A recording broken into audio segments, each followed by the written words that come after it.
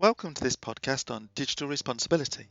There's a vibrant community across the world at the moment driving forward corporate digital responsibility, which includes a range of aspects from digital ethics, digital for the environment, sustainability, digital well-being, inclusion, accessibility, and more.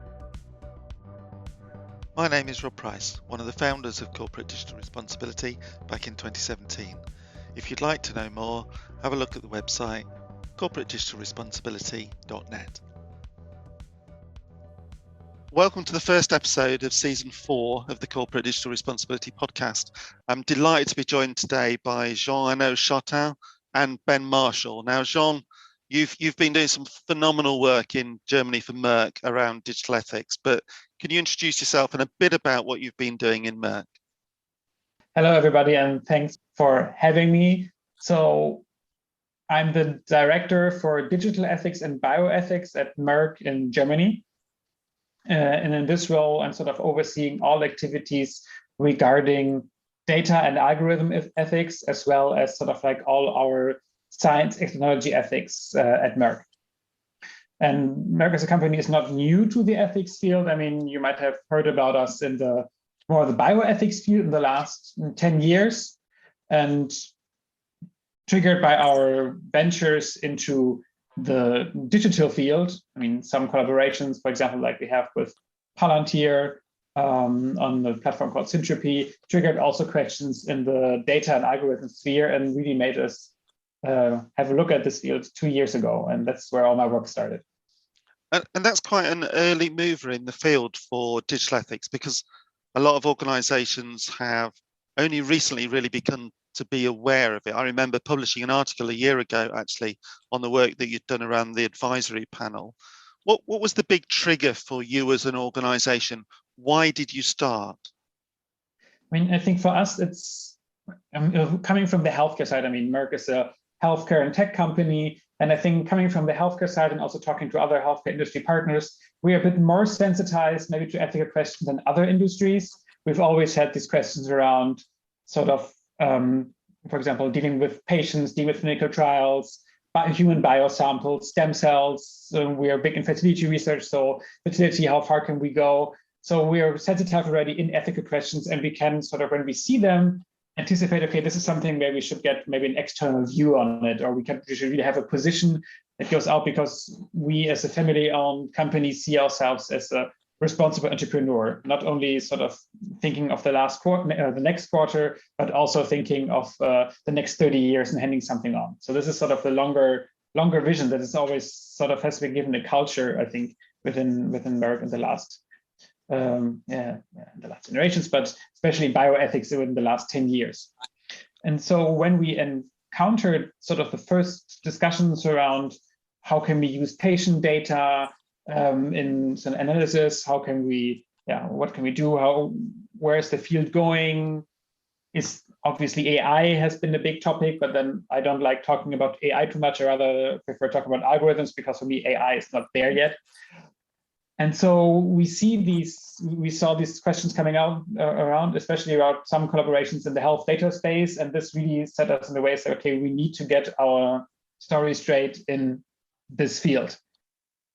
Also because we come here with certain responsibility, and also we believe that we can only be successful in this field using data or big data, using algorithms or eventually AI, if we have the trust from the public and from our customers and from anybody. So we see ourselves in the need that we have to deliver something to create this kind of trust to actually make this work.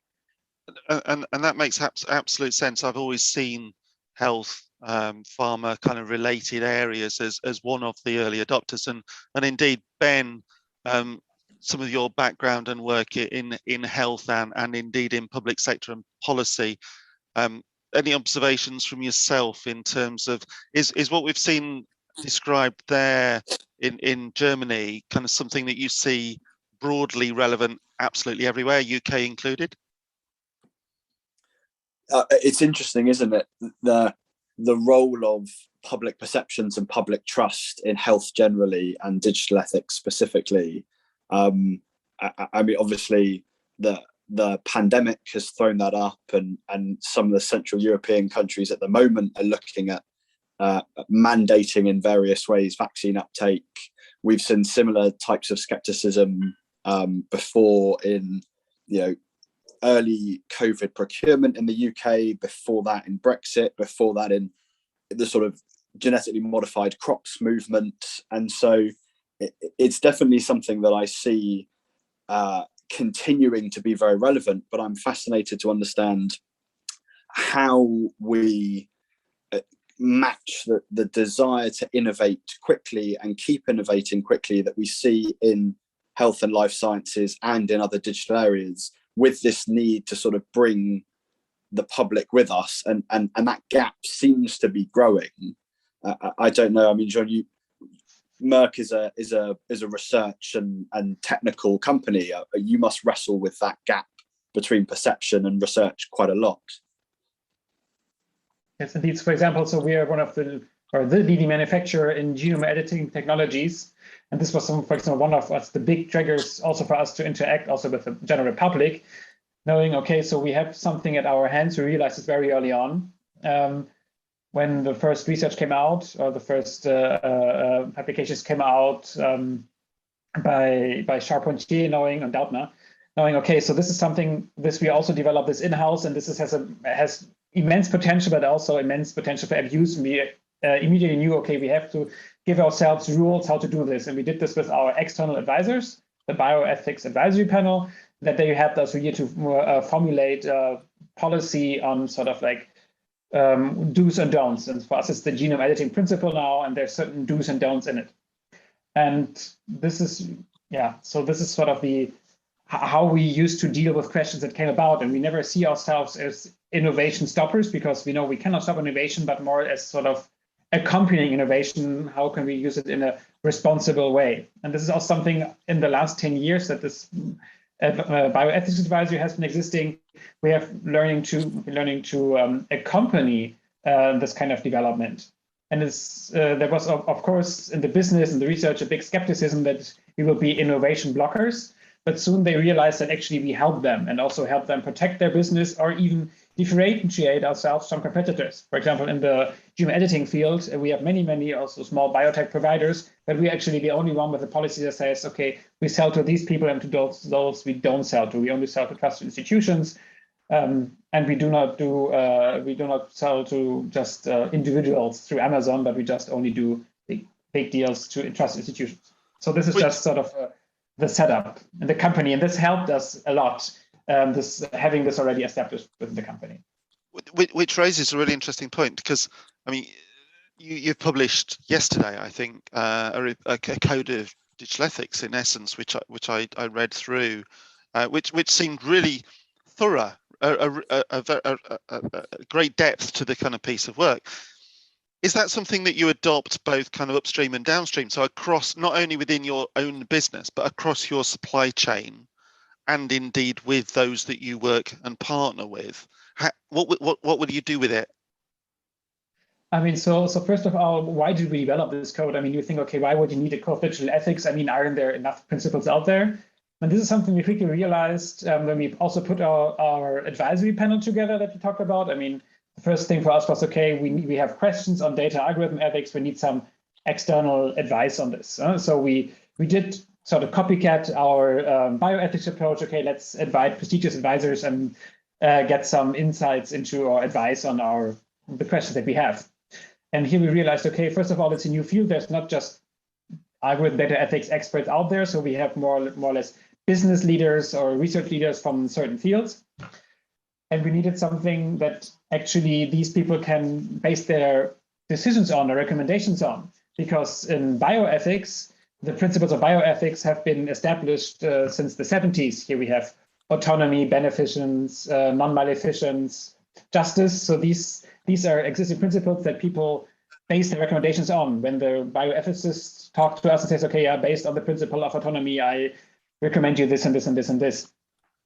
For digital ethics, there was nothing out there. So we first of all thought, okay, first of all, we need to find sort of like a basis then we can get a recommendation on, and also actually knowing if this is ethical or unethical, can we sort of know which kind of principle we should have in mind, and also sort of factor in what we need to sort of respect to be an ethical player in the field. And so when what we did, and this is what the article is about, is actually this very detailed project of sort of analyzing all European publications in the field in the last 5 years. May they come from sort of private sector, may they come from NGOs, may they come from institutional players or think tanks, anything that was dealing with data and AI ethics, and really look into a kind of what kind of principles are important. And we actually focused our research here on Europe just because it's more advanced in this question. There's a little bit more sensitivity. And what we found out is actually with what the Code of Digital Ethics is, so we have 5 core principles. 4 of them actually mirror the bioethical principles. And this is, I think, a special case also for us because we deal a lot in the sort of the health and life science data algorithm space. So this is work for us. And the 5th principle is actually transparency, because we believe that transparency is a very critical piece in gaining the trust on sort of trust will work with algorithms and data. And yes, we realized, okay, how we could cluster these principles into major principles and sub-principles. And sort of we did a thorough research, both and back, and also seeing, okay, how does this really work out? And this is for us, I mean, looking into this, we found out that so we are the first to do this in sort of like in this thorough methodology. We were the first ones to actually do this, and actually following on work like proposed by Floridi, who has proposed such things, but then his work mostly focuses on public sector, not so much on private sector. Yeah. And so this was for us the starting point to give ourselves a set of not rules, but sort of principles. And from these principles on, we then can actually develop rules for certain cases. With these principles, we could say, okay, for technology A, in field B, we would say this is a do and this is a don't, based on our principles that we lay out.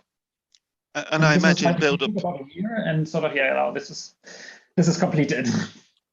And I imagine build up a phenomenal set of scenarios or use cases that have been through that process that then accelerate the decision making for future cases across the business. Okay, so first of all, yeah, this is only the set of principles. Yeah. And so on this set of principles, we actually developed a tool that's called PARA, we call it, Principle at Risk Analysis. And so when we have a question or certain questions, then we run it through this process and we try to see, okay, which principles are at risk. For example, we had one question that was about should we care about how our customers use patient data in a certain project with us? And sort of, should we not care, which principle would be at risk? And should we not care, I think 4 principles were at risk out of the total 20 we have. And so obviously we then ask our advisory panel, okay, how can we mitigate these so that they are not at risk? So this is the current methodology we're doing. So actually it's already from the beginning on thought in a way that you can easily operationalize it. And this is also where our experience in bioethics helps us a lot, saying, okay, we know how to operationalize problems or these kind of things. It's not just a nice document put on the shelf, but something we can actively use. And the next step is actually already in progress. I mean, we're actually right now piloting a project with digital ethics checkpoints, actually based on these principles.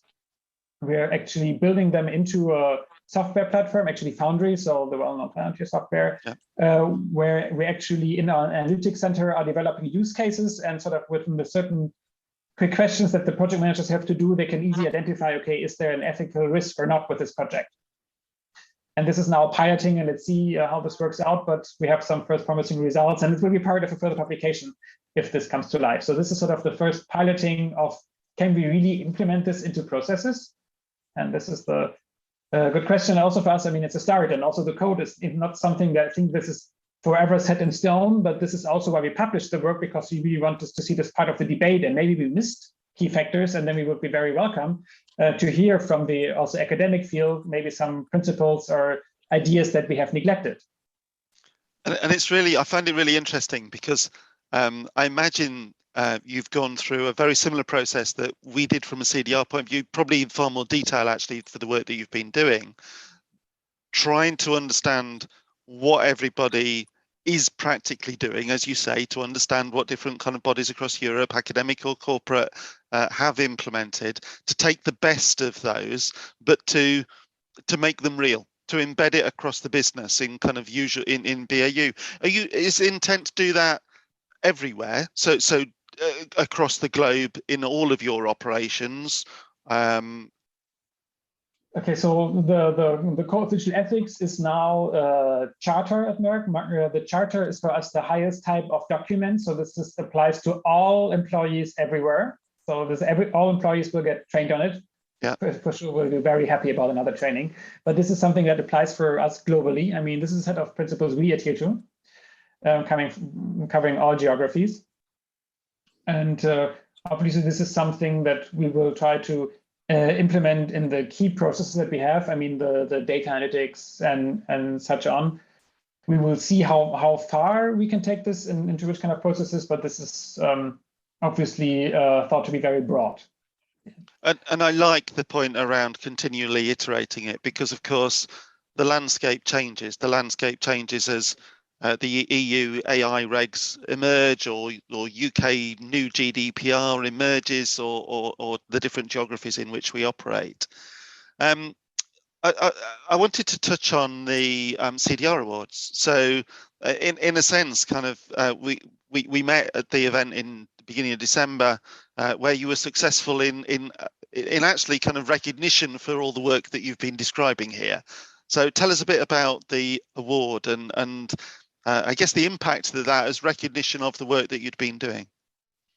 Yeah, I mean, actually, I was a bit surprised that we won first place. I mean, sort of, maybe I'm underestimating my work sometimes, but this is, I mean, we've been working on this for 2 years, and sort of, it's great to see this sort of like the recognition we're getting, or seeing this come to life, and also seeing that this is actually something that really sets us apart from other partners, and also how far ahead we are in certain things, especially in the operationalization. This is something that, I mean, we do this, and obviously I work in a certain bubble also within the company, and you're never really aware that this is actually something that's not been out there yet. So this is this is, I mean, for me it's great to hear. It's also the ethics grade rating, where we constantly continue to be rated the top company when it comes to data, algorithm ethics, or responsible behavior. This is also a great recognition for us. Also interesting to see that the other top players in this list are also pharmaceutical companies or healthcare companies. So obviously we have a certain awareness, and also maybe due to former scandals, sort of build up a compliance system around sort of how can we be most ethical and behave in a certain way. So this was really a great recognition. Also see this push internally. I mean, obviously, as I said, this work can also be seen skeptically internally, and we always have to convince our partners in the business. I mean, I work in a group environment where I'm not part of the business, but I mean, my boss is the CEO, so we're sort of in an isolated environment. It's always difficult to really convince the commercial crowd or the researchers that this is something this is helpful. And here, external recognition and an award like this, are also like an agency rating that really helps ourselves invest ourselves or finance ourselves cheaper. This really helps also internally, because our work is based on awareness. We don't do like a due diligence of all projects and look into everything, but the same goes in bioethics. We sort of promote our work, and we rely on people coming to us and ask questions, because this works better than actually forcing it. If you force them, then they try to hide it.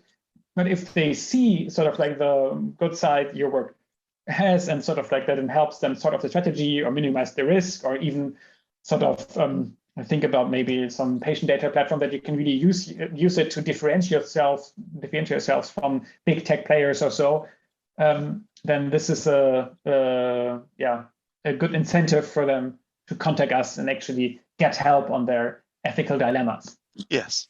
Yeah, absolutely. And I think we haven't published it yet, but just as a bit of insight, we've done some primary research recently looking at digital ethics and how organizations look at it at the moment. I was amazed stunned actually to see that 84% of CEOs said that digital ethics was essential to their business strategy. Now, of course, when we look at the split by sector, it's very different. I mean, as you say, the sector in which you operate is inevitably kind of high there, as is financial services. I remember, because it's data and information and algorithms and interaction with public that's at the forefront of people's mind. Interestingly, legal and transport, for example, was a lot lower. I guess my question is to Ben is, against that backdrop and thinking about organisations and listening to Jean about the work that they've been doing, what would be the 2 or 3 real takeaways for you as other organisations looking to do something to move into this space? What could we learn? I think one thing that I've been impressed by is how you, Jean, and your team have been able to balance the conflicts inherent in what you're trying to do, right? You've clearly taken a very scientific approach, but also you've made sure that the principles and the rules are practicable and operationalizable. You've kept principles which are consistent with or extend what have been previously done in bioethics, but you've not, and vague enough or widely enough relevant that you're not bound to very, very specific situations, but you've still made them prescriptive. And so balancing all those different conflicts, I think, is going to be key. The second thing is, to what extent, and this is a question, I suppose, really more than an observation I have, but to what extent are companies going to have to just be a bit pragmatic and take a proportional approach? If they are, Rob, for example, in one of those sectors where the platform isn't burning, not everyone is going to have Merck's team, resources, access to academic experts, the ability to build these technical tools and to go through peer review and that whole process. So how do people get something which is good enough given the resources that they've got without being accused of maybe virtue signaling that they've gone through this whole process, but actually it's not really changing the way they work?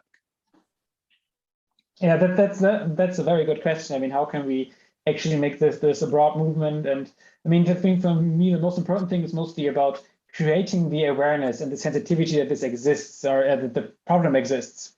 And that actually, it also is up to the private sector to push this forward. Actually, we're the innovators, and sort of if you really push an innovative product and you're going to make a lot of money with it, you have a certain responsibility also to think about sort of the impact it may have, especially also on society. And this is something that is very in contrast to the last 20 years of tech development, where especially on the big tech side, we have sort of like the do now, say sorry later approach, which actually destroyed a lot of trust in all of this, the sort of like the progress this technology could bring or can bring. And this is where I would say, okay, where I try to where I would say we need to convince people that actually having this kind of set of rules is a competitive advantage, or helps them gaining customers. And I think then this is a self-player, because always the customer will be critical and have a certain look at it. And if he knows, okay, this is just lip service, then I will no longer continue with purchasing your product, especially if there's more out there. So this is sort of what I'm hoping on. And this is also what I see from the investor side. I mean, more and more on the bioethics side, especially, I get questions from investors, or our investor relations department contacts us and say, okay, we have investors that are sustainable investors, and they have specific questions how we deal with the following situations. And this then obviously helps you finance yourself. And if you sort of have certain standards, you can finance yourself cheaper. So in the end, this goes a little bit through the money lever, and it's no longer a luxury, but a prerequisite to have certain things. I know that, for example, in Denmark, regulation is already grown so far that if you're a company with more than 1,000 employees, I think, or with a certain threshold of above a certain money threshold, you have to document the how you do your data ethics or the digital ethics at the company. So this is already, you see, there's some regulation coming up. Obviously, the Nordic states are usually very advanced. And it is, I mean, this is a fast evolving space, isn't it? I mean, only 5 years ago, kind of, we weren't having these kind of conversations. I remember being told in a conference when I was presenting on CDR in 2018, yes, that might be relevant in the future, but not yet. Well, it's only 4 years on, and actually, kind of, it is very much now the time. And you've, in the work that you've been doing over the past 2 years, as you've said, you've made greater strides forward than many other organizations. I should know, but in terms of the code of ethics that you've published and the principles, is that open source that other organizations are able to reutilize and accelerate their own journey?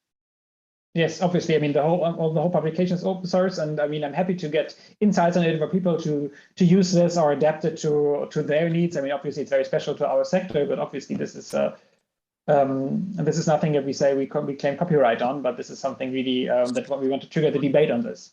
And I think that's such an important point, because, as I've said many times, whether we call the movement CDR or digital with purpose or digital ethics or data, whatever it is, at core, we all need to make sure that we are using data and algorithms to create more positive outcomes for society and the planet. And I don't think many people would disagree with that as a principle.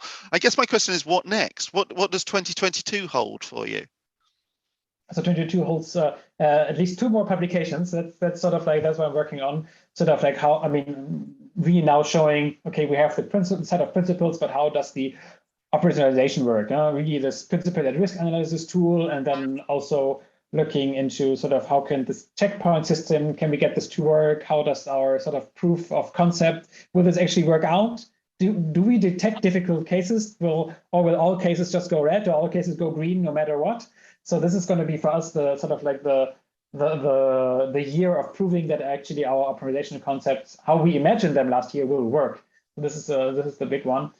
And then obviously sort of like having gained some momentum internally with the award and also sort of the ratings we have got. So I think I can now also use this more aggressively externally, really, to sort of not only differentiate ourselves from competitors, but also use this to really make a push in the CDR community. So this is sort of thing my goals for the next year. I mean, after having this, I mean, I cannot have a year like last year every year. So it's going to be a bit more of nitty-gritty work before we have more accomplishments to celebrate. That's fantastic to hear, and I think so critical that we do move more organisations to that operational embedment of digital ethics processes, being able. Actually, one final question: internal versus external. So you've said a number of times that you've had external advisors to help with some of those decision-making processes. What's the right scenarios, or is it simple enough to say these are the scenarios where you should go externally to rather than internal judgments made? I mean, for us, I mean, and this is really based again once on our bioethics work, we just know we don't have the expertise internally really to give us a good recommendation, and also something that comes from an external perspective. And so this is where we really say, okay, it really helps us to have an external perspective and a non-commercial or it's not necessarily non-biased, because obviously we also pay our advisors, but sort of gives us an external view. And this is, for us, it's extremely helpful, and also to question ourselves again. It's always different if you have to explain yourself to somebody with an external view that has no idea of a certain business model, than if you sort of your manager just decides on a certain thing. But obviously, with sort of like our tools, we try to automate a little bit and make people internally aware. And this is the one other big thing for me this year internally in the company, is really training everybody on this code. I mean, everybody will get a basic training, and then really the data affinity people, I call them, they will get a thorough training actually on the principles. Although not everybody will like it, but they will get it anyway. So that's going to be my big project for this year. I suspect that's worth a podcast conversation on its own right, actually, just in terms of awareness, enthusiasm, and consistent application across not only a business, but actually kind of a group of businesses. Ben, kind of final thoughts from yourself, having listened to the conversation and as I say, with some knowledge of health and life sciences in in the UK. What are your key takeaways from that conversation? And maybe what will you do differently this year in the context of what we've just heard? Definitely, I'll do more reading. I mean, I've been devouring one of the publications that that Jean and his team put out, so I'll keep on doing that.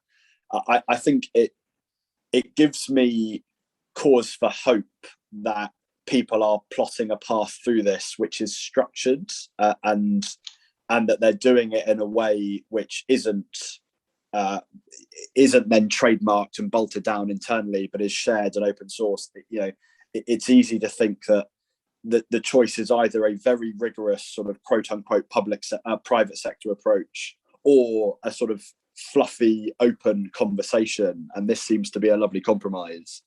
And I'll look out as well, I think, to companies like Merck exerting international pressure on the likes of China and the US and operations that you've got there, to see how we can build momentum outside of Central Europe and Europe generally. That's fantastic. So Ben, Jean especially, fantastic conversation. Many congratulations on the award as recognition. Actually, many congratulations for the work that you've been doing. And I love the fact. Only me, I have to say. Yeah. Oh, I have a team behind me. You're right. There's one person I want to mention. This is Sarah Becker and her Institute of Digital Transformation, because her team they are my extended workbench, and they're fantastic in doing this. So this is You're absolutely right. There are many people driving this forward. It's great to see your team at the heart of it, making these changes possible. And I applaud you for the work that you've done. Thank you for the conversation. Thank you. Thank you both.